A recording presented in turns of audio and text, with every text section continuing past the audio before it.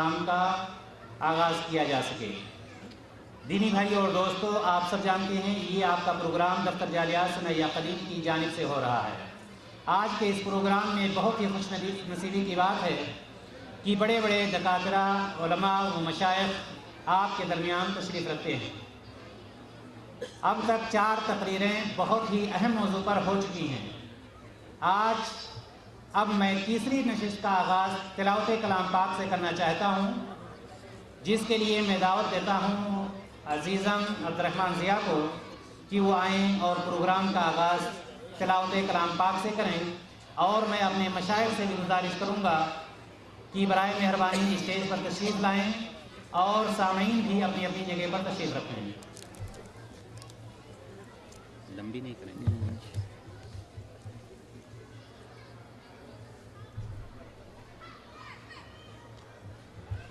أعوذ بالله من الشيطان الرجيم. ألم تر إلى الذين نافقوا يقولون لإخوانهم الذين كفروا من أهل الكتاب لئن أخرجتم لنخرجن معكم ولا نطيع فيكم أحدا أبدا وإن قوتلتم لننصرنكم والله يشهد إنهم لكاذبون. لئن أخرجوا لا يخرجون معهم ولئن قوتلوا لا ينصرونهم ولئن نصروهم ليولن الأدبار ثم لا ينصرون. لأنتم أشد رهبة في صدورهم من الله ذلك بأنهم قوم لا يفقهون. لا يقاتلونكم جميعا إلا في قرى محصنة أو من وراء جدر بأسهم بينهم شديد تحسبهم جميعا وقلوبهم شتى ذلك بأنهم قوم لا يعقلون. كمثل الذين من قبلهم قريبا ذاقوا وبال أمرهم ولهم عذاب أليم. كمثل الشيطان إذ قال للإنسان اكفر فلما كفر قال إني بريء منك إني أخاف الله رب العالمين. فكان عاقبتهما أنهما في النار خالدين فيها وذلك جزاء الظالمين. يا أيها الذين آمنوا اتقوا الله ولتنظر نفس ما قدمت لغد واتقوا الله إن الله خبير بما تعملون.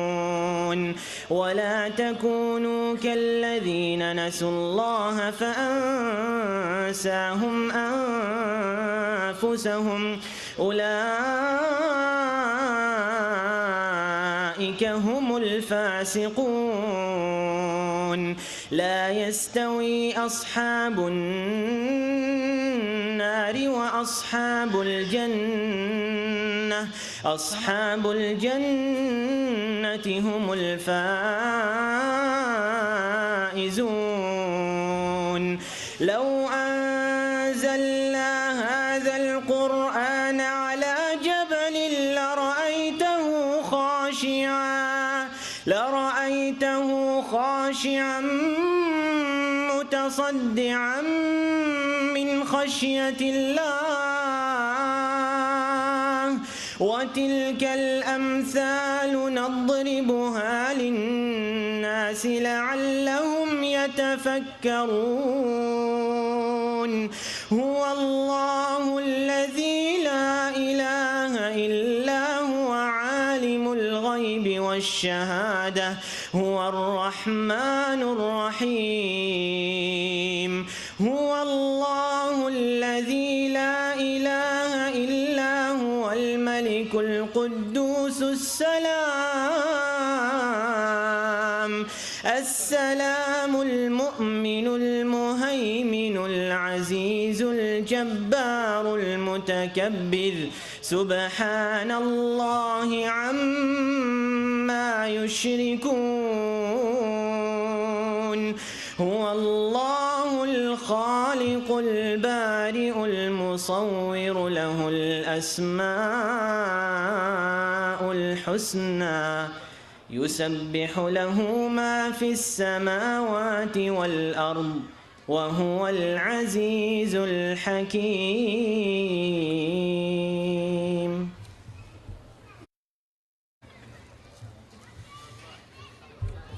اب جگر تھام کے بیٹھو میری باری آئی. محترم حضرات و خواتین، آج کے پروگرام کی آخری نشست اور اس نشست کی تقریری سلسلے کی آخری کڑی بہت ہی اہم موضوع ہے. میں اپنے ان تمام بھائیوں سے گزارش کروں گا جو گیٹ پہ کھڑے ہوئے ہیں، ہمارے بھائی کھڑے ہوئے ہیں، برائے مہربانی تشریف رکھیں، پروگرام کو سنیں. آپ اپنا بہت قیمتی وقت نکال کر کے آج یہاں پر پہنچے، اس میں کوئی شک نہیں. آج کا یہ پروگرام، آج کی یہ مجلس، اس میں بیٹھنا خیر سے خالی ہو ہی نہیں سکتا ہے. پہلی بات، آپ انشاءاللہ تعالی کتاب و سنت کی باتوں سے مستفید ہو رہے ہیں. دوسری بات، اس وقت آپ کے اوپر اللہ تبارک و تعالیٰ کی رحمتیں نازل ہو رہی ہیں. میں اپنی ماں اور بہنوں سے بھی درخواست کروں گا، التماس کروں گا کہ اپنے بچوں کو اگر کنٹرول کر لیں تو بہت مہربانی ہوگی. ساری مائیں اور بہنیں اپنے بچوں کو اگر کنٹرول کر لیں تو کسی دوسرے کو بولنے کی کوئی ضرورت نہیں ہوگی. اسی طرح سے اگر ہر شخص اپنا گھر سنبھال لے، اپنے گھر کی دیکھ بھال کر لے، کسی دوسرے کو دعوت دینے کی کوئی ضرورت نہیں ہوگی. میرے بھائیو اور دوستو، ابھی نماز سے پہلے آپ نے ایک اہم موضوع سنا ہے، پردے کی اہمیت. اس سے پہلے بھی بہت سارے موضوع آئے ہیں. آج پھر اس آخری نشست کی تقریری سلسلے کی آخری کڑی، پھر یہ موضوع عورتوں ہی سے متعلق ہے. اس لیے میں آپ سے بھی درخواست کروں گا، اپنی ماؤں اور بہنوں سے بھی درخواست کروں گا جو دور دراز سے یہاں پر پہنچی ہیں کہ اس موضوع کو سنیں. اور آج جو کفر، الحاد ہمارے اوپر غالب آ رہا ہے، مغربیت جو ہم پر چھا گئی ہے، جس کو ہم یہ سمجھتے ہیں کہ یہی ترقی کا زمانہ ہے اور آج ہم ترقی کے دور سے گزر رہے ہیں. دینی بھائیوں اور دوستو، حقیقت یہ کہ وحشت میں ہر نقشہ الٹا نظر آتا ہے، وحشت میں ہر نقشہ الٹا نظر آتا ہے. مجنو نظر آتی ہے، لیلا نظر آتا ہے. حقیقت یہ ہے کہ ہم نے قرآن و حدیث کو چھوڑ دیا ہے، شریعت اسلامیہ کو چھوڑ دیا، جس کی وجہ سے ساری چیزیں ہمیں الٹی نظر آ رہی ہیں. آج ایک کافر اگر یہ کہے کہ ہم عورتوں کو پارلیمنٹ میں بیٹھانا چاہتے ہیں، اگر ایک کافر یہ کہے کہ ہم عورتوں کو گھر کی چہار دیواری سے نکال کر روڈ پر لانا چاہتے ہیں، اگر ایک کافر یہ کہے کہ ہم عورتوں کے برقعے کو پھاڑنا چاہتے ہیں، تو کچھ بات سمجھ میں آتی ہے، کچھ بات سمجھ میں آتی ہے. لیکن افسوس در افسوس کہ وہ لوگ جو اپنے آپ کو مسلمان کہتے ہیں، وہ لوگ جو اپنے آپ کو عبداللہ اور عبد الرحمن کی لسٹ میں اپنا نام سر فہرست رکھنا چاہتے ہیں، وہ بھی اس کی تائید کر رہے ہیں۔ میرے بھائی اور دوستو، تفصیل میں جانا نہیں چاہتا، بہت ہی عظیم شخصیت، مشہور و معروف خطیب آپ کے درمیان ایک اہم موضوع لے کر آ رہے ہیں۔ موضوع ہے آزادی نسواں۔ عورت کی آزادی کیا ہے؟ عورت کہاں آزاد ہوتی ہے؟ کہاں پر عورت آزاد رہے گی؟ اس موضوع کی وضاحت کے لیے فضیلت الشیخ محمد سلیم ساجد مدنی، جو کہ غرب الدیرہ مکتب میں داعیہ اور مترجم کی حیثیت سے ہیں، آپ کے سامنے وضاحت کریں گے کہ آزادی نسواں کیا چیز ہے اور ہمیں کیا کرنا چاہیے۔ آپ کے سامنے فضیلت الشیخ محمد سلیم ساجد المدنی حفظہ اللہ۔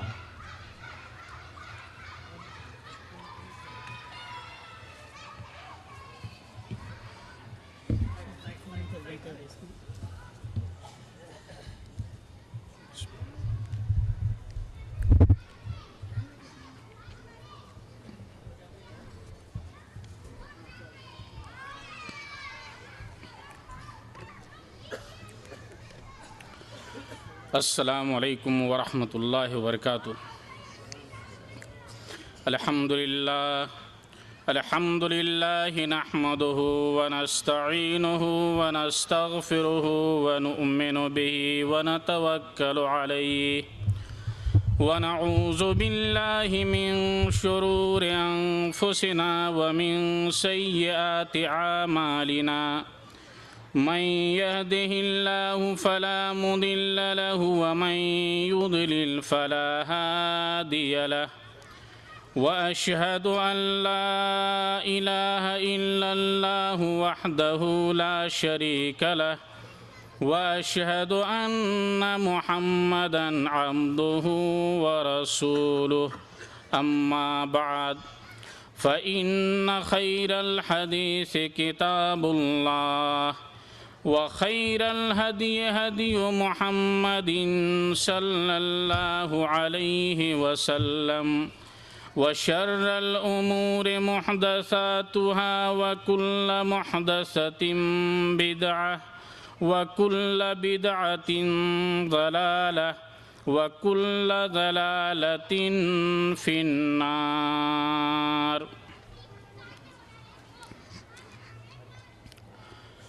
سکھائے ہیں محبت کے نئے انداز مغرب نے، سکھائے ہیں محبت کے نئے انداز مغرب نے، حیا سر پیٹتی ہے عصمتیں فریاد کرتی ہیں۔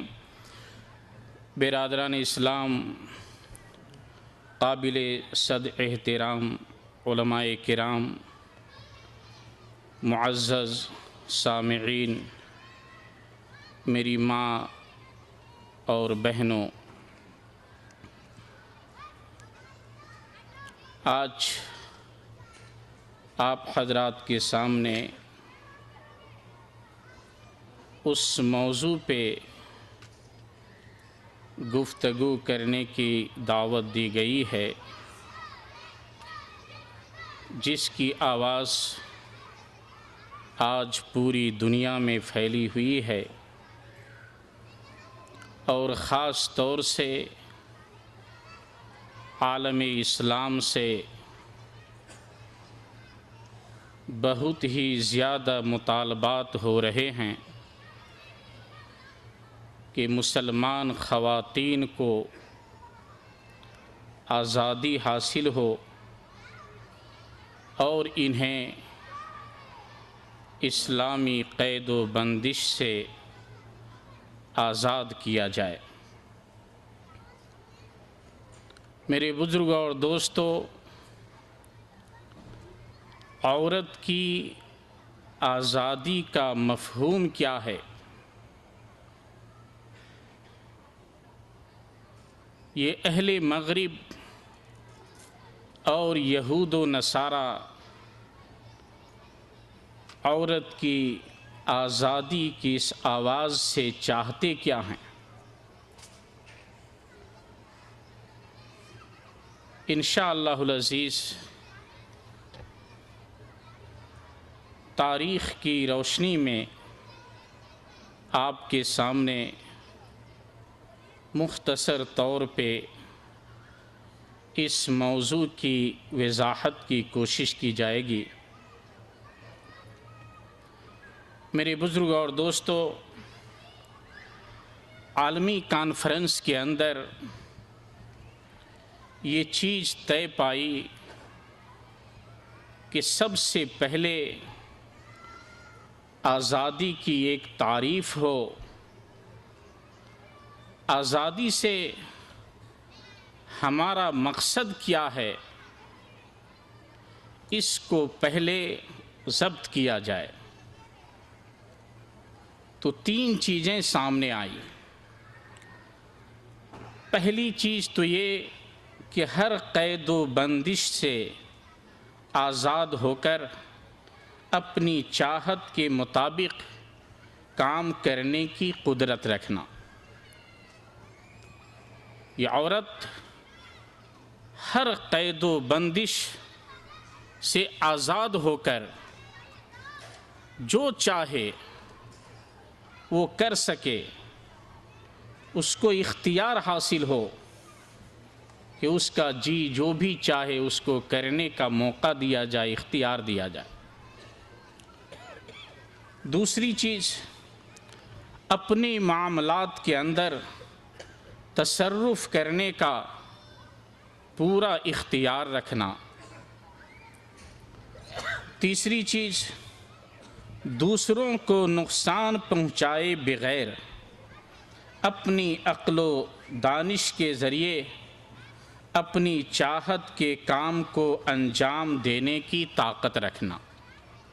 اہل مغرب نے یہ تین چیزیں پیش کی کہ آزادی سے ہمارا مقصد یہی ہے کہ عورت جو بھی اس کا جی چاہے اسے کرنے کا موقع دیا جائے اور اس کی راہ میں کوئی رکاوٹ پیش نہ آئے۔ میرے دوستو، اس آواز کو دنیا میں بلند کرنے کے لیے بہت سی عالمی کانفرنسیں منعقد کی گئیں۔ 18ویں صدی عیسوی میں عورت کی آزادی کی سب سے پہلی آواز یورپ میں اٹھی اور 19ویں صدی میں یہ آواز پوری دنیا میں پھیل گئی، اور اس آواز کو پھیلانے کے لیے جو عالمی کانفرنسیں منعقد کی گئیں ان میں سے چند کا نام میں آپ کے سامنے رکھتا ہوں۔ 14 تا 30 جولائی 1980 میں ایک کانفرنس ڈنمارک میں ہوئی۔ 6 تا 14 اگست 1984 میں ایک کانفرنس میکسیکو میں ہوئی۔ 15 تا 26 جولائی 1985 میں کانفرنس نیروبی میں ہوئی۔ 1992 میں عورت کی آزادی پہ ایک کانفرنس برازیل میں ہوئی۔ جون 1993 میں نمسا میں ہوئی۔ 5 تا 12 ستمبر 1994 میں مصر کے قاہرہ میں ہوئی۔ 6 تا 12 مارچ 1995 میں ڈنمارک میں ہوئی۔ 4 تا 15 ستمبر 1995 میں چین میں ہوئی۔ 3 تا 14 جون 1996 میں ترکی کے استنبول میں ہوئی۔ میرے بزرگ اور دوستو، یہ اہم کانفرنسیں تھیں جن کے ذریعے عورت کی آزادی کی آواز کو پوری دنیا کے اندر پھیلایا گیا، اور ان کانفرنسوں کے اندر جو چیزیں طے پائیں، جن امور کے اوپر لوگوں کا اتفاق ہوا، ان کا خلاصہ میں آپ کے سامنے پیش کرتا ہوں۔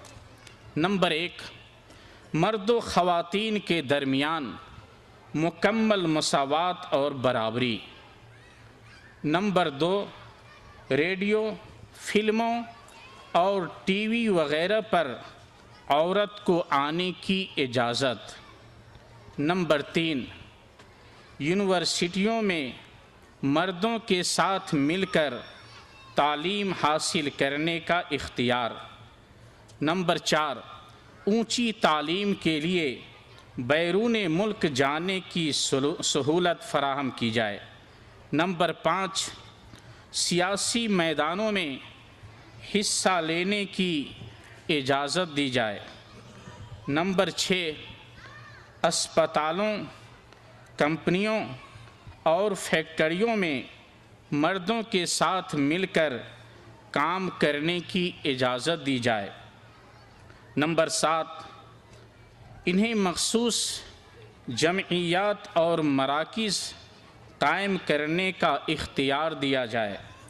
نمبر 8، رقص و سرود اور گانے بجانے کی کھلی آزادی دی جائے۔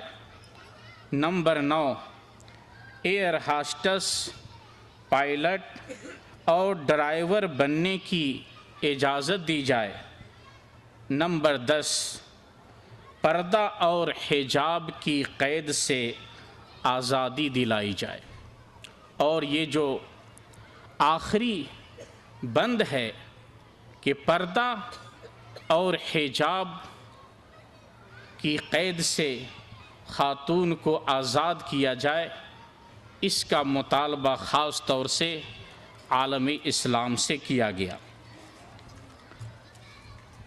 میرے بزرگ اور دوستو، آزادی کے نام پہ جو یہ بنود طے پائے اور پوری دنیا میں آزادی کے نعرے، آزادی کی آوازیں بلند کی گئیں، تو اس کے نتائج کیا سامنے آئے؟ ان نتیجوں کو آپ کے سامنے اختصار کے طور پہ آپ کے سامنے بیان کرتا ہوں۔ امریکہ میں 1956 میں 6000 خواتین کی حاصل کردہ رپورٹ شائع ہوئی، جس سے معلوم ہوا کہ ہر 3 میں سے ایک خاتون نکاح سے پہلے ہی اپنی عصمت کھو چکی ہوتی ہے۔ امریکہ میں 1927 میں ناجائز اولاد کی تعداد ہر 100 میں 28 اور 1947 میں ہر 100 میں 38 تھی۔ امریکہ میں 1963 کی ایک رپورٹ کے مطابق ہر 32 منٹ پر ایک زنا بالجبر ہوتا تھا۔ برطانیہ میں ہر سال 80,000 سے زائد ناجائز بچے پیدا ہوتے ہیں۔ 1946 میں برطانیہ میں ہر 8 بچوں میں ایک ناجائز بچہ تھا، اور تقریباً 1 لاکھ عورتیں ہر سال نکاح سے پہلے ہی حاملہ ہو جایا کرتی تھیں۔ اٹلی میں ہر سال 10 لاکھ عورتیں ناجائز حمل گرواتی ہیں، اور تقریباً 40,000 عورتیں اسقاط حمل کے صدمہ سے مر جاتی ہیں۔ میرے بزرگ اور دوستو، آزادی کے حامیوں نے اس کے لیے بہت سے طریقے اپنائے اور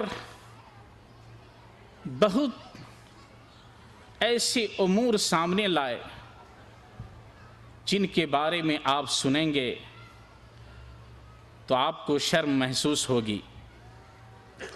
اخبار الریاض کے شمارہ رقم 12031 تاریخ 2 جون 2001 میں امریکی پولیس ایجنسی کی ایک رپورٹ چھپی تھی، جس میں امریکی حکومت کے اہم ذمہ داروں نے عورت کے اخباروں اور فلموں میں ننگے بدن ظاہر ہونے کو درست قرار دیا تھا۔ فرانس کے مفکروں نے عورت کے لیے کسی ایک مرد کے تحت زندگی گزارنا معیوب قرار دیا۔ فرانس کی بعض خواتین ہر 2 مہینوں پر دوستوں کا تبادلہ کرتی ہیں۔ یہاں چند سال پہلے دعوت کے اصول اور طریقہ کار سے متعلق چند دعات کا اجتماع تھا، جس میں کچھ سعودی مشائخ بھی شامل تھے۔ ان میں سے ایک نے بتلایا کہ جب گرمی چھٹی میں ہم اپنی ٹیم کے ساتھ دعوت و تبلیغ کی غرض سے امریکہ گئے تو امریکہ کے سعودی سفارت خانے نے بتلایا کہ یہاں ایک نائٹ کلب ہے اور اس کی جو مینیجر ہے وہ خاتون ہے اور وہ بہت ہی زیادہ پڑھی لکھی ہے۔ اگر اس خاتون کو اسلام کی دعوت دی جائے اور اگر اسلام کو وہ قبول کر لے تو اس نائٹ کلب سے تعلق رکھنے والی ہزاروں عورتیں اسلام کے اندر داخل ہو جائیں گی۔ شیخ نے کہا کہ ایمبیسی کے ذریعے ہم نے اس خاتون کے ساتھ ملنے کا پروگرام بنایا۔ وہ خاتون ایمبیسی میں آ کر دینی شعبے میں ہمارے ساتھ ملاقات کرنے کی خواہش ظاہر کی تو ہم نے ٹائم فکس کیا، اس وقت کے مطابق وہ حاضر ہوئی۔ کہا جب ہم نے عزت و آبرو کے احترام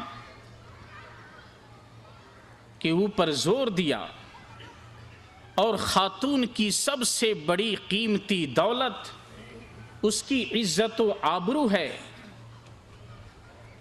جب اس چیز کو سامنے رکھا اور اس سے عیب دلانے کی کوشش کی کہ یہ آپ لوگ جو عصمت فروشی کرتے ہیں، اپنی عزت و آبرو کو بیچتے ہیں، یہ بڑی قیمتی چیز ہے، اسلام نے اس کی حفاظت کے اوپر زور دیا ہے۔ تو اس خاتون کا جواب یہی تھا کہ سری نو دس از آور بزنس، اس بات کو ہمارے سامنے پیش نہ کریں، یہ ہماری تجارت ہے۔ اللہ تعالیٰ نے ہم خواتین کو تجارت کا یہ ذریعہ عطا کیا ہے، ہم اس کاروبار کے اندر لگے ہوئے ہیں، یہ ہماری تجارت ہے، آپ اس کے اندر انٹرفیئر نہ کریں۔ شیخ کہہ رہے تھے کہ یہاں دعوت دینے کے لیے جو ہم نے طریقہ اپنایا وہ غلط تھا، اور ایک داعی کو چاہیے کہ جب کسی کو دعوت دے تو اس کے کاروبار یا اس کی تجارت پہ پہلا حملہ نہ ہو، چونکہ یہ خاتون لاکھوں کروڑوں ڈالر کماتی تھی اور میں نے سب سے پہلے اس کے اس بزنس اور اس کی تجارت کے اندر عیب نکالی، اس کے اوپر بندش لگانے کی کوشش کی تو خاتون نے اسلام کو قبول نہیں کیا اور وہ ایمبیسی سے نکل کر کے چلی گئی۔ چاہیے یہ تھا کہ ہم اسلام کی خوبیاں پیش کرتے، اسلام کے محاسن کو سامنے رکھتے۔ اگر یہ خاتون اسلام کو قبول کر لیتی تو بے حیائی اور فحاشی کے اس اڈے کو، مرکز کو خود ہی بند کر دیتی۔ تو کہنا یہ ہے میرے دوستو کہ ایک خاتون جو بہت ہی زیادہ تعلیم یافتہ ہے، پڑھی لکھی ہے، لیکن اس نے اپنی اس بے حیائی اور فحاشی کو کہا کہ یہ بزنس ہے، تجارت ہے۔ ایسی ہی مدینہ کے اندر جب میں طالب علم تھا تو معہد ثانوی میں ایک استاد جو انگریزی پڑھاتے تھے وہ سعودی تھے لیکن امریکہ سے پڑھ کے آئے ہوئے تھے۔ کچھ سعودی نوجوان بچے ان کو چھیڑتے تھے کہ استاد بتلائیے امریکہ کے اندر پردے کا کیا حال ہے، مسلمانوں کا کیا حال ہے۔ تو استاد بھی کبھی کبھی مذاق کرتے تھے، وہ یہی کہتے کہ نعوذ باللہ امریکہ کا نام نہ لو۔ انہوں نے ایک یونیورسٹی کا نام لیا اور کہا جس یونیورسٹی میں میں تعلیم حاصل کر رہا تھا اس میں ایک خاتون ٹیچر تھی، جب اسٹیج کے اوپر لیکچر دینے کے لیے بیٹھتی تھی تو اس کے ایک ہاتھ میں سگریٹ ہوتا تھا اور کرسی کے اوپر نیچے سے اس کی شرمگاہ کھلی ہوئی ہوتی تھی۔ کہا یہ طلبہ اسٹوڈنٹ کبھی اس خاتون ٹیچر کے چہرے پہ دیکھتے تو کبھی نیچے دیکھتے۔ کہا امریکہ کے اندر عورت کی جو آزادی کا نعرہ ہے اس بے حیائی کی یہ حد ہے کہ ایک معلمہ ہو کر، استانی ہو کر یہ اپنے اسٹوڈنٹ کو، پڑھنے والے کو بے حیائی کی تعلیم دیتی ہے اور بے حیائی کی دعوت دیتی ہے۔ کہا ہماری ہی یونیورسٹی کے ٹوائلٹ سے جب آواز آئی، چیخ پکار کی، پرنسپل نے جب ٹوائلٹ کو کھول کر کے دیکھا تو ایک خاتون کے ساتھ اس کا عاشق ہے اور اس کے اوپر ہمارا ایک ٹیچر ہے جس کو اسی لڑکی کے ساتھ محبت تھی۔ یہ دونوں آپس میں جھگڑ رہے تھے اس خاتون کے ساتھ ملنے کے لیے۔ تو میرے بزرگوں اور دوستو، آزادی کی آواز اٹھنے کے بعد، پھیلنے کے بعد یہ سارے نتیجے سامنے آئے۔ ایسے ہی مدینہ کے اندر میری رہائش کے بازو ہی میں ایک دوست رہتا تھا جو فرانس کا تھا، اور فرانس کے اندر اسلام کی روشنی زیادہ نہ ہونے کی وجہ سے میں اس سے بہت ہی زیادہ محبت کرتا تھا، اور میری کوشش ہوتی تھی کہ وہ طالب علم زیادہ سے زیادہ شریعت کا علم حاصل کر کے جائے اور فرانس کے اندر اسلام کی تعلیم کو عام کرے۔ اس کے آئے ہوئے صرف 4-5 مہینے ہی گزرے تھے تو ساتھ میں حج کرنے کا موقع ملا۔ حج کے دوران اس نے کہا کہ میں حج کرنے کے بعد فرانس واپس چلا جاؤں گا، تعلیم حاصل نہیں کروں گا۔ میں نے ہر ممکن سمجھانے کی کوشش کی کہ میرے دوست، اللہ تعالیٰ نے تجھے یہاں آنے کا موقع دیا ہے، یہاں سے تعلیم حاصل کر کے جاؤ اور فرانس والوں کو اسلام کی دعوت دو، وہاں عام کرو، تمہاری ضرورت ہے۔ حج سے آنے کے بعد اس کا اصرار رہا، اور جامعہ کے ذمہ داروں نے بھی سمجھایا، لیکن وہ رونے لگا اور کہا میرا خروج لگا دیں، میں رہنا نہیں چاہتا ہوں۔ آخر کار اس کے سفر سے 1 دن پہلے میں اس کے کمرے میں گیا اور میں نے کہا پریشانی کیا ہے؟ تم اپنی پریشانی سامنے رکھو، ہو سکتا ہے ہمارے پاس اس کا کوئی حل ہو، کچھ مہینے کی چھٹی لگا کر یا سال بھر کی تعلیم کو ملتوی کر کے تم جا سکتے ہو۔ تو اس نے ایک لیٹر نکالا اور اس لیٹر کے اندر کہا کہ دیکھو یہ میری بیوی کا خط ہے، اور اس خط کے اندر میری بیوی نے لکھا ہے، اس نے انگلش میں مجھے سمجھانے کی کوشش کی، کہا میری بیوی نے مجھے لکھا ہے، ٹائم فکس کرتے ہوئے کہا ہے کہ اف یو ناٹ کم آئی لو دی مونکی، کہ اگر اتنے ڈیٹ کے اندر تم فرانس واپس نہیں آئے تو میں بندر کو اپنا دوست بنا لوں گی۔ غور کیجئے، یہ میرے اس دوست کا حال ہے جو فرانس سے مدینہ کے اندر تعلیم حاصل کرنے کے لیے آیا تھا، اور اس کی بیوی نے لکھا کہ اگر اتنے دنوں کے اندر نہیں آئے تو بندر کو اپنا دوست بناؤں۔ میں نے پوچھا یہ کیا ہے، بندر کو دوست بنا لے گی؟ کہا کہ جی تمہیں معلوم نہیں ہے، یہ یورپ والے، فرانس والے، امریکہ والے، کسی لڑکی کا دوست کتا ہے تو کسی لڑکی کا دوست بندر ہے۔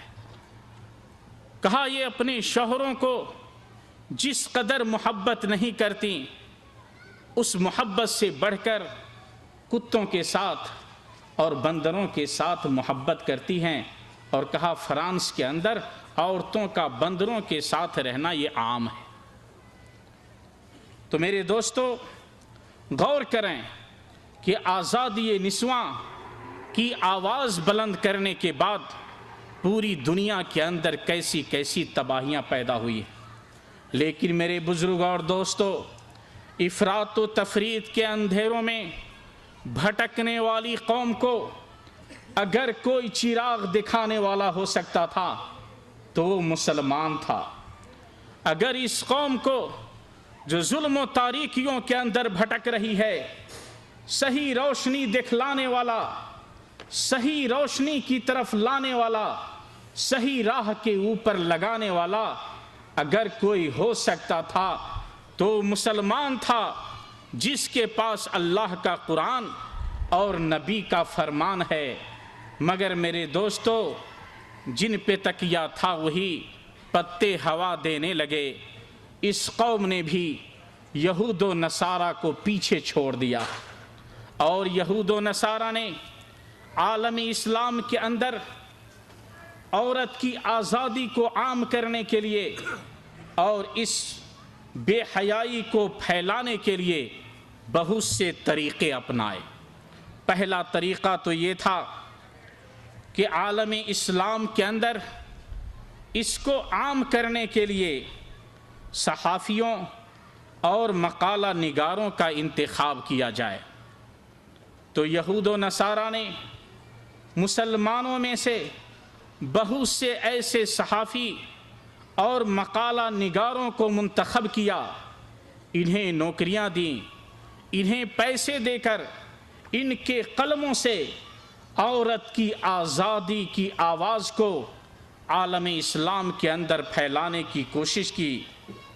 انہی میں سے ترکی کے رئیس الوزراء مصطفیٰ فہمی کی بیٹی صفیہ زغلول نے 1919 کے اندر عورتوں کو ساتھ لے کر مظاہرہ کیا کہ ہمیں آزادی چاہیے، اور جس طریقے سے یورپ کی عورتیں آزاد ہیں ہم انہی کی طرح آزاد ہونا چاہتے ہیں۔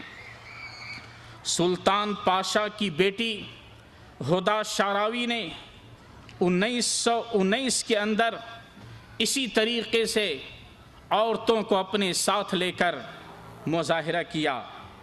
ایسے ہی عرب ممالک کے اندر بہت سے صحافی اور مقالے نگار منتخب کیے گئے جنہوں نے پردے کے خلاف آوازیں بلند کی، اور ان میں سے سیزا نیراوی، دریہ شفیق، ماری الیاس، امینہ سعید، احسان عبد القدوس، نجیب محفوظ، مصطفیٰ امین، طٰہٰ حسین، یہ مشہور لوگ ہیں جن لوگوں نے عالم اسلام کے اندر عورت کی آزادی کی آواز کو پھیلایا اور اپنے قلموں کے ذریعے اس آواز کو عام کیا۔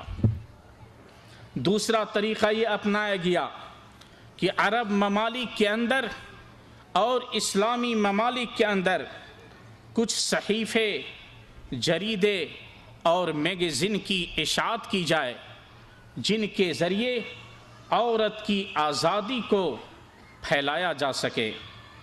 میرے دوستو، انہی مجلات میں سے woman in the East, the new woman, number 2 مجلہ سیدتی، شمارہ رقم 510 میں ایک خاتون نے لکھا کہ من عیوب الزوج العربی الغیرہ، کہ عربی شوہر کے اندر جو سب سے بڑی خامی ہے، عیب ہے، وہ یہ کہ یہ غیرت مند ہوتا ہے۔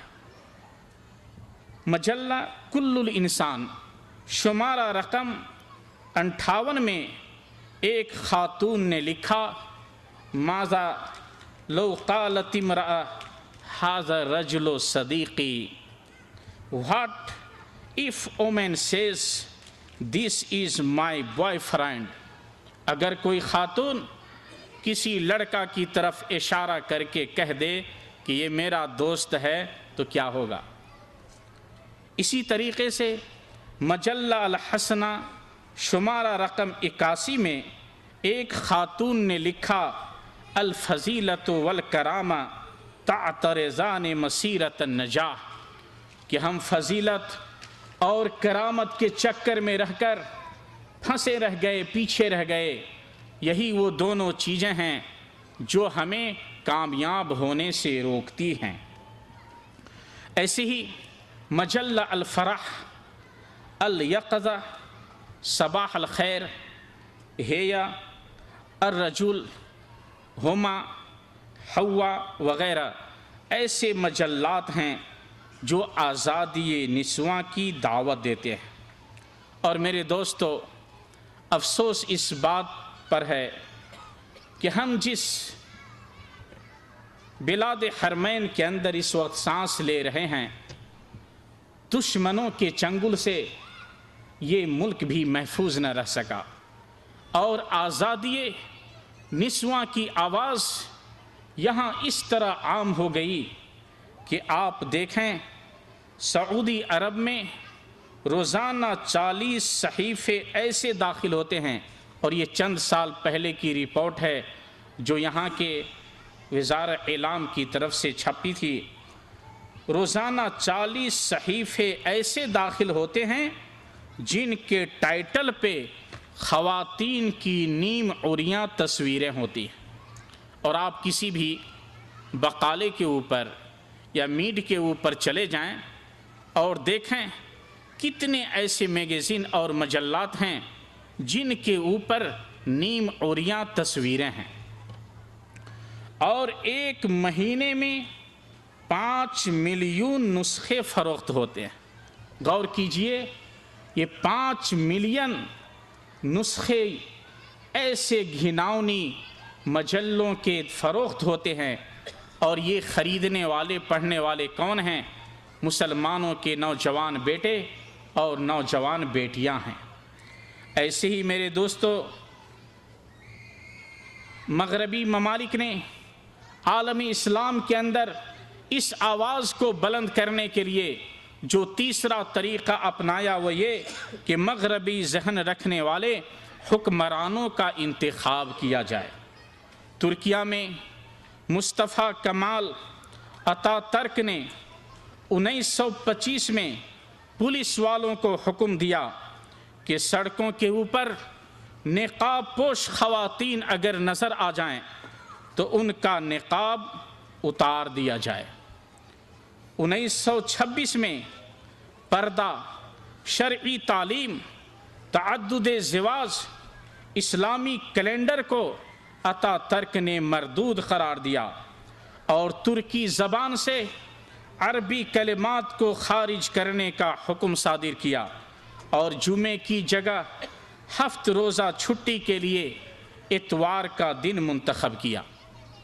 اتا ترک نے بھری مجلس میں قرآن کریم کو زمین پر پھینکتے ہوئے یہ کہا تھا کہ جب تک یہ بوسیدہ کتاب تمہارے پاس رہے گی تم کامیاب نہیں ہو سکتے۔ اس نے نقاب پوش خواتین کی طرف اشارہ کرتے ہوئے کہا، جب دیکھا کہ پولیس والوں کے نقاب اتارنے سے یہ عورتیں باز نہیں آ رہی ہیں تو اتا ترک نے ایک کانفرنس منعقد کی اور اس میں لوگوں سے کہا کہ جو خواتین پردے میں رہنا چاہتی ہیں ان کا مطالبہ کیا ہے، سب لوگ میدان میں اکٹھے ہوں اور اتا ترک کے سامنے اپنے مسئلے کو رکھیں۔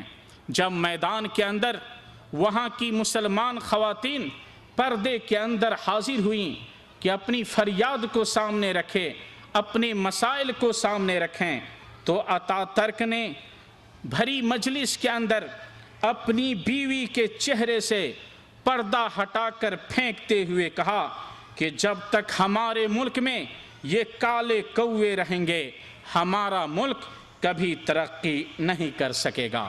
میرے دوستو، اتا ترک نے اپنی بیوی کو نقاب کے اندر لایا تھا اور اسٹیج پر بیوی کے چہرے سے نقاب پھینکتے ہوئے خواتین کی طرف اشارہ کر کے کہا کہ جب تک ہمارے ملک میں یہ کالے کوے رہیں گے ہمارا ملک کبھی ترقی نہیں کر سکے گا۔ ایسی ہی میرے دوستو 1972 میں انقرہ یونیورسٹی اور استنبول کالج سے سینکڑوں طالبات کو اس لیے نکال دیا گیا کہ انہوں نے نقاب اتارنے سے انکار کر دیا تھا۔ ایران میں انگریزوں نے رضا پہلوی کو 1926 میں ایران کا شاہ مقرر کیا۔ اس نے پردہ کے خلاف حکم صادر کیا اور سب سے پہلے اس کی بیوی نے ایک کانفرنس کے دوران اپنا برقع اتار کر پھینک دیا اور اس وقت رضا پہلوی نے کہا، اسی چیز کو دہرایا جس کو اتا ترک نے کہا تھا کہ میں کب تک صبر کروں جب کہ میرا ملک کالے کووں سے بھر چکا ہے، اور اشارہ تھا پردہ نشیں خواتین کی طرف۔ ایسے ہی میرے دوستو افغانستان میں محمد امان نے جب حکومت سنبھالی تو اس نے برقع اتارنے کا حکم صادر کیا۔ جزائر میں احمد بن بیلا نے حکومت سنبھالتے ہی پردہ کے خلاف حکم صادر کیا۔ تونس میں 1956 میں پردہ کے خلاف حکم صادر کیا گیا۔ صومال میں جب سیاد برری کی حکومت آئی تو اس نے پردہ کے خلاف عام حکم صادر کیا کہ صومال کے اندر کوئی خاتون برقع پہن کر نہیں چل سکتی ہے۔ مالیشیا میں 1985 میں ٹیکنالوجی یونیورسٹی سے 9 طالبات کو برقع پہننے کے جرم میں خارج کر دیا گیا۔ مصر میں عبد الناصر نے پردہ کے خلاف قانون صادر کیا اور سیاسی میدان میں کم از کم 25 خواتین کو حصہ لینا ضروری قرار دیا، اور جب اس وقت خواتین نے سیاست میں حصہ لینے سے انکار کیا تو 25% سیٹیں بھرنے کے لیے عبد الناصر نے اعلان کیا کہ جو بھی لڑکی 18 سال سے اوپر کی نظر آتی ہو اس کو اس سیاست کے اندر شامل ہونے پہ مجبور کیا جائے۔ میرے بزرگوں اور دوستو، آپ دیکھیں کہ آج تو مسلمانوں کا حال یہ ہے کہ مسلمان یہود و نصارہ کے قدم بقدم چلنے کے لیے پریشان نظر آتے ہیں اور ہر میدان میں دوڑ رہے ہیں، لیکن میرے بزرگوں اور دوستو، آزادی کی اس آواز کو اٹھانے کے بعد وہاں کی خواتین کا کیا حال ہے، مغرب اور یورپ کی خواتین کا کیا حال ہے، وہ کیا چاہتی ہیں، آپ کے سامنے خلاصہ پیش کرتا ہوں۔ امریکہ ٹوڈے تاریخ 10 مئی 1991 میں ایک رپورٹ شائع ہوئی جس میں بتلایا گیا کہ امریکہ کی 60 سے زائد فیصد خواتین اپنے گھروں میں رہنا چاہتی ہیں۔ امریکی حکومت نے جب یہ رپورٹ لی کہ لوگوں کا ووٹ لیا جائے خواتین کیا چاہتی ہیں، تو 60 سے زائد فیصد خواتین نے اپنا اس کے اندر وہ بیان دیا تھا، اپنی رائے ظاہر کی تھی کہ ہم گھر میں رہنا چاہتے ہیں۔ امریکی میگزین نیو اومن میں ایک خاتون نے لکھا کہ امریکی مردوں کو کیا ہو گیا ہے، عورتوں کو سڑکوں، پارکوں، آفسوں میں ننگا ٹہلانا، کیا یہی آزادی ہے؟ ایک امریکی مقالہ نگار خاتون فیلپس مائیکل لکھتی ہے، ہم نے آزادی کا مزہ چکھ لیا ہے، ہمیں مزید ذلیل مت کرو۔ اگر ہم امور خانہ داری کو ترجیح دیں تو کیا ہمیں آزادی نسواں کا دشمن سمجھا جائے گا؟ اخبار نیو یارک ٹائمز 1995 میں ایک کالم چھپا کہ آزادی کے نام پر خواتین ایسی ایسی حرکتیں کرتی ہیں جو بیان سے باہر ہیں، انہیں اپنے گھروں کی طرف ہمیں لوٹانا ہوگا۔ ایسے ہی 1985 میں برطانوی عوام کی رائے لی گئی، جس میں 86% مرد اور خواتین نے کہا کہ عورتوں کا اپنے گھروں میں رہنا ہی برطانیہ کے حق میں بہتر ہے۔ 1996 میں 5 یورپی ممالک اٹلی، فرانس، برطانیہ، جرمنی اور اسپین کے عوام کی رائے لی گئی، جس میں 95% خواتین کی رائے یہ تھی کہ ان کا اطمینان و سکون گھر میں ہے۔ میرے بزرگوں اور دوستو، یہ آپ نے سنا کہ یورپی ممالک کی خواتین بھی اس آزادی، بے حیائی اور فحاشی سے تنگ آ کر آج گھروں میں رہنا چاہتی ہیں۔ آج وہ پردے کی طرف جو عورتوں کی فطرت ہے اس کی طرف لوٹنا چاہتی ہے۔ اسلامی نظام معاشرت میں عورتوں کے لیے آزادی کی آخری حد یہ ہے کہ وہ ضرورت کے تحت گھر سے باہر نکل سکتی ہے، پردے کے ساتھ اپنے ضروری کاروبار کو بجا لا سکتی ہے، اور جہاں ضرورت ہو تو ضرورت کے تحت وہ اپنے چہرے اور پردے کو کھول سکتی ہے، اور پھر اس ضرورت کے بعد اسے ڈھانپنا ضروری ہے۔ گھر سے نکلنے کی اجازت محض ضرورت کی قید اور کامل ستر پوشی اور حیاداری کی شرط کے ساتھ دی گئی ہے کہ اگر پردہ پوش ہو کر اگر کوئی خاتون ضرورت کے تحت گھر سے باہر نکلے تو اسلام اس کی اجازت دیتا ہے۔ میرے دوستو، تھیٹروں میں، رقص گاہوں میں، فلم سازی کے مرکزوں میں سارے کاروبار کا مدار ہی آج عورت کے اوپر قرار پایا ہے۔ آپ دیکھیں ایڈورٹائز کے جتنے بھی طریقہ کار اپنائے گئے ان میں عورتوں کو نیم عریاں بدن کے ساتھ دکھلایا گیا ہے۔ ایسے ہی نوجوان لڑکوں کے پہلو بہ پہلو بیٹھ کر انگریزی اداروں میں پڑھنے والی بہت کم ایسی لڑکیاں پائی جاتی ہیں جو عفت و عصمت کی حفاظت کرتی ہوں، اور آج آپ دیکھیں یورپی ممالک کو چھوڑ کر، مغربی ممالک کو چھوڑ کر مصر وغیرہ کا حال دیکھیں، دوسرے اسلامی ممالک کا حال دیکھیں کہ ان کی جن یونیورسٹیوں میں مخلوط تعلیم ہے، مرد اور عورتیں ساتھ تعلیم حاصل کرتی ہیں، رپورٹ یہی ہے کہ 12 سال کی خواتین کے پرس میں مانع حمل کی گولیاں پائی جاتی ہیں کہ ان کا عشق ان کے دوستوں کے ساتھ ہیں، حمل برقرار نہ ہو۔ یہ 12 سال کی لڑکیاں اپنے کتاب رکھے ہوئے بیگ کے اندر لے کر کے مانع حمل کی گولیاں، یہ ٹیبلٹ لے کر کے چلتی ہیں۔ یہ میرے دوستو ہمارے عالم اسلام کا حال ہے۔ ایسے ہی میرے بزرگوں اور دوستو، آج ہمارا حال یہ ہو گیا ہے کہ شادی اور بیاہ کے اندر بھی ہماری عورتیں بے پردہ نظر آتی ہیں۔ شادی کے موقع سے दुल्हन को अपने घर में बुलाना, दुल्हन के साथ दूल्हे को अपने घर में बुलाना और दूल्हा के साथ जो उसके साथी लोग होते हैं उनका घर में जाना और औरतों के साथ मजाक करना, ये आम मुसलमानों के अंदर है। मेरे बुजुर्गों और दोस्तों, आप देखें कि शादी किसी और की है, बेहयाई किसी और की है। मेरे दोस्तों, आज हमारी गैरत कहाँ चली गई? हमारी गैरत, हमारी तहजीब और सकाफत कहाँ चली गई कि हम अपनी बहू बेटियों को अगर पर्दा में रखते हैं तो चंद मौके ऐसे आते जहां हम बेपर्दा कर देते हैं और ये फिर बेपर्दगी की आड़ के अंदर चली जाती है।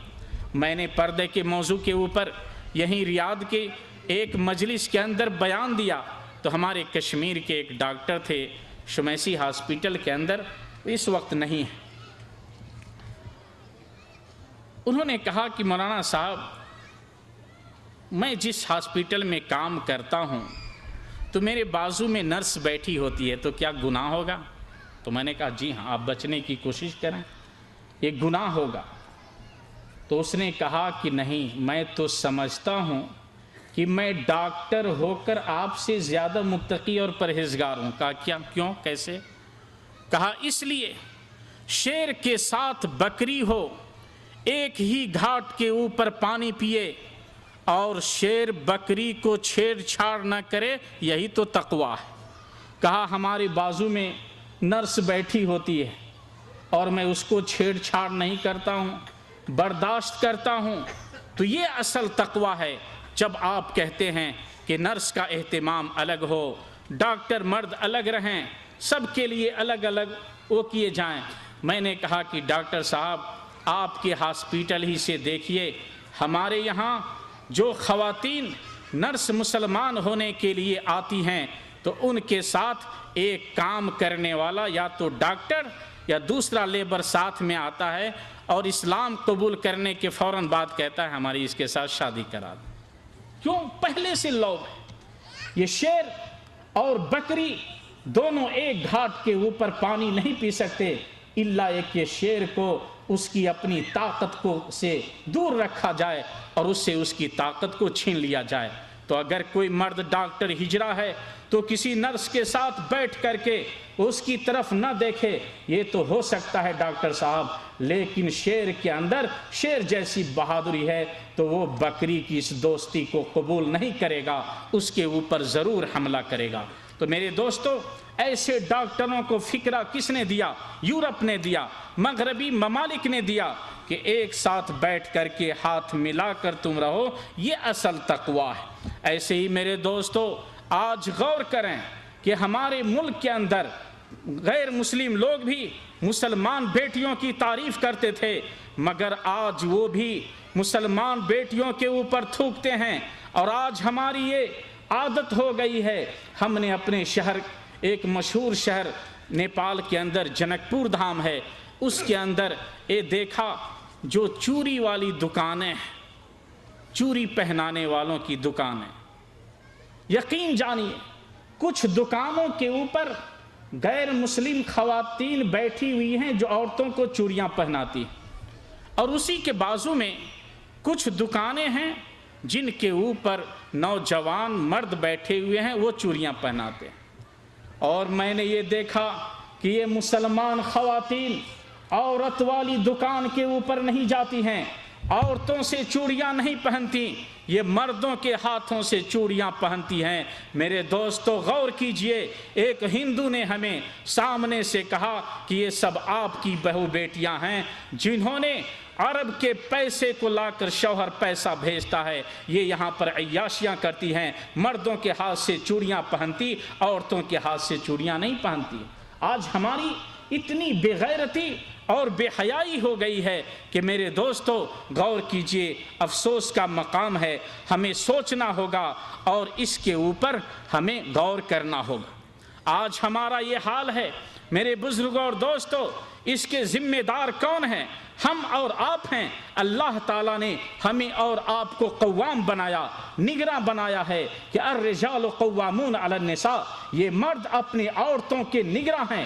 ان کی بے حیائی، ان کی بے غیرتی، ان کی فحاشی کی ساری ذمہ داری میرے نوجوانوں ہمارے اور آپ کے ذمہ ہیں۔ آپ کو بتلائیں ابھی کیا حال ہے ہمارا۔ یورپ کی سرزمین کے اندر ایک لباس تیار کیا جاتا ہے، بے حیائی کا لباس اگر امریکہ اور یورپ کے اندر تیار کیا جاتا ہے، ان کے بازاروں کے اندر وہ لباس عام نہیں ہوتا ہے، مگر ہماری بہو بیٹیاں ان لباسوں کے اندر پہلے نظر آتی ہیں۔ یہ بے غیرتی اور بے حیائی ہمارے اندر کس قدر آ گئی۔ اسی لیے میرے دوستو کہنا پڑتا ہے کہ تم ہو صورت میں نصارا تو تمدن میں ہنود، یہ مسلمان ہیں جنہیں دیکھ کر شرمائے یہود۔ یہود و نصارا نے جتنا نہیں سوچا تھا عالم اسلام کے اوپر، جس طرح قبضہ کرنا نہیں سوچا تھا، اس سے زیادہ ہم آگے بڑھ گئے۔ آج وہ بھی شرما رہے ہیں کہ ہم نے نہیں سمجھا تھا کہ یہ مسلمان اس قدر آگے بڑھ جائیں گے، یہ تو بے حیائی اور بے شرمی کے اندر ہم سے بھی آگے بڑھ گئے۔ چند سال پہلے میرے دوستو یہاں کے مشہور میگزین مجلہ الدعوہ کے اندر ایک رپورٹ چھپی تھی، ایک امریکی ماں اور بیٹے کی۔ امریکہ میں ایک ماں اور بیٹے نے اسلام قبول کیا، تو ماں نے کہا کہ بیٹا چلو ہم عمرے کے لیے چلتے ہیں۔ ماں اور بیٹے دونوں عمرہ کے لیے مکہ آئے۔ مکہ مدینہ کی زیارت کے بعد ماں نے کہا کہ بیٹا میری خواہش ہے کہ اس کے ارد گرد جو اسلامی ممالک ہیں ہم چند ملکوں کی زیارت کریں۔ تو بیٹا اپنی ماں کو لے کر چند ملکوں کی زیارت کرایا، اور صراحت کے ساتھ ان ملکوں کے اندر بحرین اور دبئی کا نام بھی آیا تھا۔ ماں نے کہا کہ بیٹا جتنی جلد ہو سب سے پہلی فلائٹ میں بیٹھا کر ہمیں امریکہ واپس کر دو۔ کہا رب کی قسم ہے، یہ تو اللہ کا شکر ہے کہ مسلمانوں کی بہو بیٹیوں کو دیکھنے سے پہلے ہم نے اسلام کو گلے لگایا ہے۔ کہا بیٹا رب کی قسم اگر ہم نے ان عورتوں کو، مسلمان کی نوجوان بیٹیوں کو پہلے دیکھا ہوتا تو شاید اسلام کی دولت ہمارے دل کے اندر نہیں بیٹھتی، یہ تو ہم سے بھی گندی ہے۔ کہا جس طریقے سے ہمارے ملک کی عورتوں کا حال نہیں ہے، ان سے کہیں برا حال یہ مسلمان بیٹیوں کا ہے۔ کہا ہم تو تعجب میں پڑ گئے کہ یہ اسلامی ملک ہے یا کسی یورپی ملک کے اندر ہم سیر و تفریح کر رہے ہیں۔ میرے بزرگوں اور دوستو، آج اسلام کی دعوت سے روکنے والے یہ کون لوگ ہیں؟ ہم اور آپ ہیں۔ ہمارے طور طریقے کو دیکھ کر بہت سے لوگ یہی کہہ دیتے کہ ہم میں اور آپ میں فرق نہیں۔ اس خاتون نے بھی یہی کہا کہ ہم نے اسلام کا ریسرچ کر کے، قرآن و سنت کو پڑھ کر کے اسلام قبول کیا ہے۔ یہ اللہ کا شکر ہے کہ ہم بعد میں ادھر آئے۔ اگر ان عرب ممالک کے اندر مسلمان عورتوں کی حالت کو پہلے ہم نے دیکھا ہوتا تو شاید اسلام کی یہ دولت ہمیں نصیب نہیں ہوتی اور ہم اسلام کی طرف مائل نہیں ہوتے۔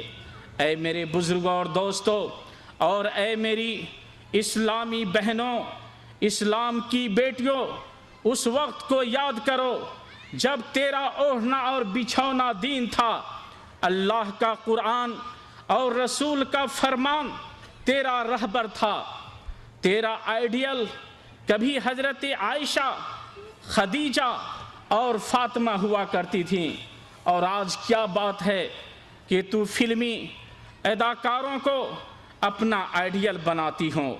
آج تم ٹی وی، وی سی آر، ڈراموں اور عریاں تصاویر کے مزین اخبار و رسائل سے دل بہلاتی ہو۔ کبھی تو شرم و حیا کا پیکر اور عفت و عصمت کا مجسم ہوا کرتی تھی۔ کبھی تیرا آئیڈیل حضرت خدیجہ، عائشہ اور فاطمہ ہوا کرتی تھیں، اور کبھی تیرا آئیڈیل اس وقت تیرے بچوں کے آئیڈیل حضرت ابو بکر، عمر، عثمان اور علی جیسے بہادر ہوا کرتے تھے۔ کبھی وہ وقت تھا کہ جب تو اسلاف کرام کی طاقت کو، اسلاف کرام کی تعلیم کو اپنے بچوں کے سامنے رکھا کرتی تھی، اور اس تعلیم سے تیرے بچے بہادر ہوتے تھے۔ اور آج تو اپنے بچوں کے سامنے کرکٹ، فٹ بال، ہاکی کے کھلاڑیوں کے قصے رکھتی ہو۔ کبھی تیرے گھر میں قرآن و سنت کی صدائیں بلند ہوتی تھیں، آج تیرے گھر میں فلمی اور گانوں اور بازوں کی صدائیں ہیں۔ کبھی تیری گود میں شمشیر و سنان سے کھیلنے والے شاہین پرورش پاتے تھے، اور آج طاؤس و رباب سے کھیلنے والے جوان ہوتے ہیں۔ کبھی وہ وقت تھا اے میری اسلام کی بہنوں، اسلام کی بیٹیوں، کہ وہ اسلاف کرام راہ حق کے راہی، یہ حق کے لیے تباہی، وہ موت سے کھیلنے والے ہوتے تھے۔ آج تمہارے بچے موت سے خوف زدہ نظر آتے ہیں۔ وہ اسلام کے داعی تھے، آج تمہارے بچے اسلام کے باغی نظر آتے۔ وہ دنیا سے بیزار تھے، تیرے بچے آج دنیا پہ نثار نظر آتے ہیں۔ اے بنت اسلام، اے قوم کی معمار، اے انبیاء کو گودیں کھلانے والی، اے صادقین کی تربیت کرنے والی، نام نہاد مغربی خاتون کی آزادی کو ٹھکرا کر اسلامی عفت و حیا کی چادر کو اوڑھ لو، اور اسی میں تیرے دین اور دنیا کی بھلائی ہے۔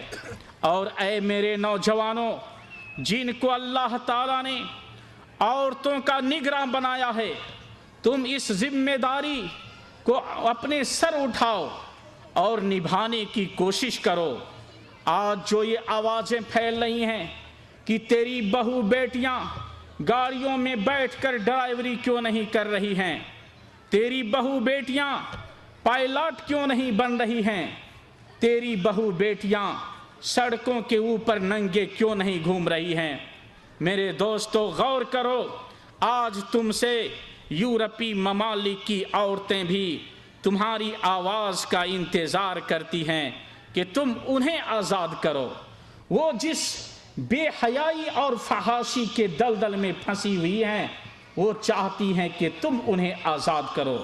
اور سعودی عرب کی ایک ٹیم نے 2 سال پہلے کہا تھا، ایک مجلس کے اندر ان لوگوں نے ایک بات کہی کہ ہم ہیں جو غیروں سے متاثر ہوتے ہیں۔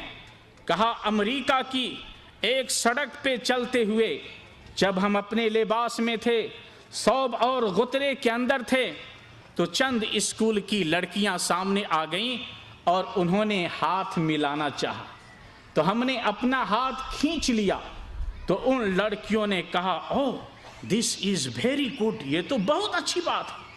کہا کہ تم لوگ کہاں سے آئے ہو؟ عرب سے آئے ہو؟ امریکہ کے نوجوانوں کو درس دو کہ یہ عورتوں کی بے عزتی اور بے حیائی سے پیچھے ہٹ جائیں۔ انہوں نے تو ہمیں اتنا نچایا ہے، اتنا ہمارے ساتھ کھلواڑ کیا ہے کہ ہم تنگ آ گئے۔ یہ تم کون فرشتے ہو؟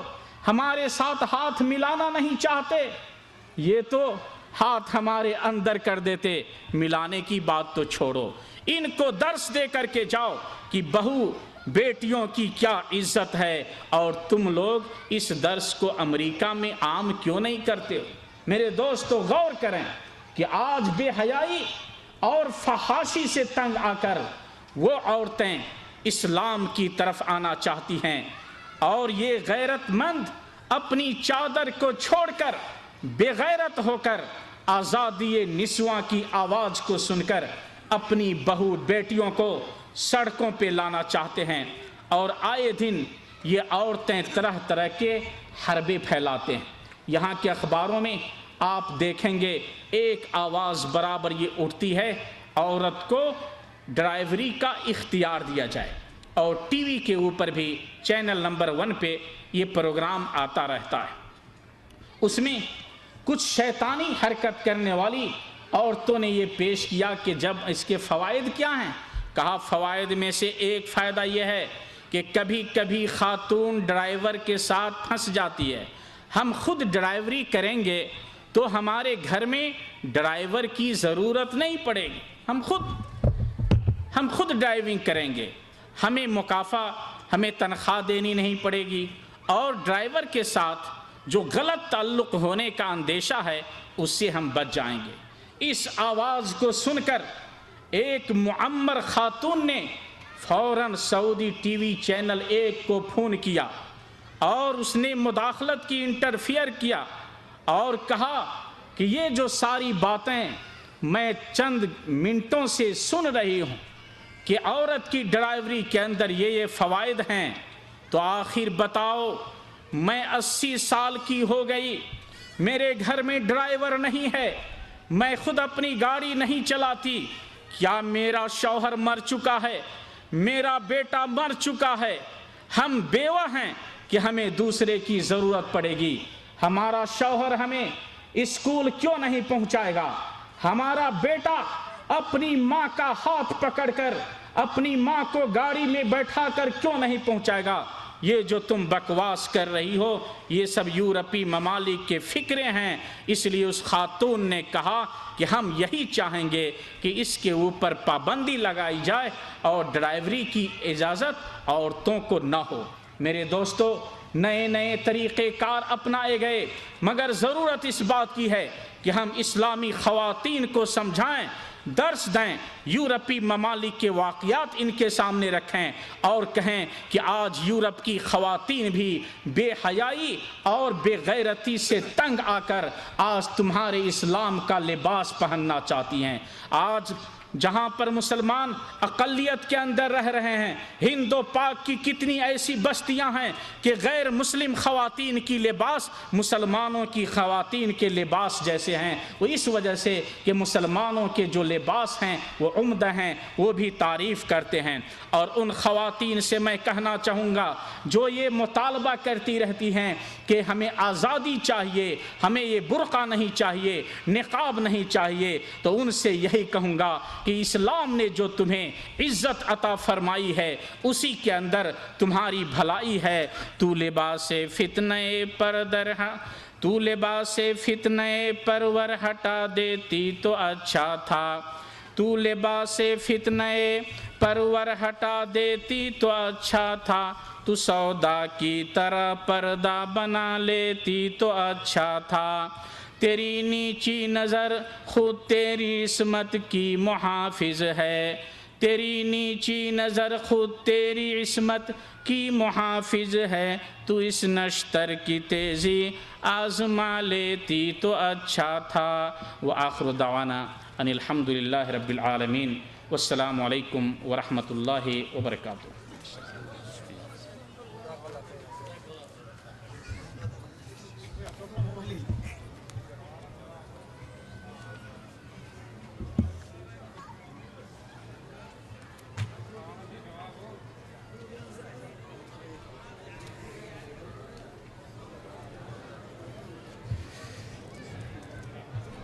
السلام علیکم ورحمۃ اللہ وبرکاتہ۔